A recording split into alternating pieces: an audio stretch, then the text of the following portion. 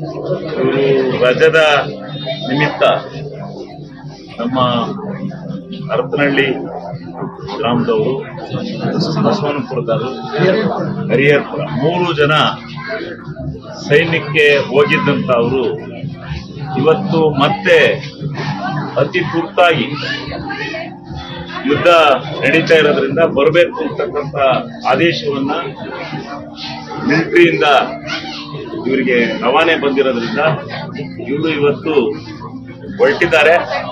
ಅಲ್ಲಿಗೆ ಯುದ್ಧ ದೇಶವನ್ನ ಕಾಪಾಡಲಿಕ್ಕೆ, ದೇಶವನ್ನು ಉಳಿಸ್ಲಿಕ್ಕೆ ಹೊರಟಿದ್ದಾರೆ. ಅದರಿಂದ ಇವರಿಗೆ ಶುಭವಾಗಲಿ, ಜಯವಾಗಲಿ.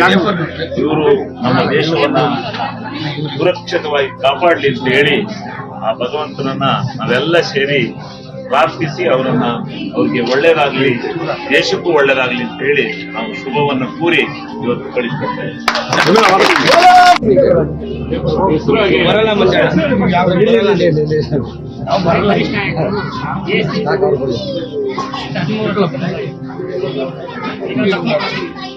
ಸಂಜೀವ್ ನಾಯಕ್ ಅಂತ ಹರಪನಹಳ್ಳಿ, ಮದ್ರಾಸ್ ರೆಜಿಮೆಂಟ್, ಇವಾಗ ಶ್ರೀ ಮದ್ರಾಸ್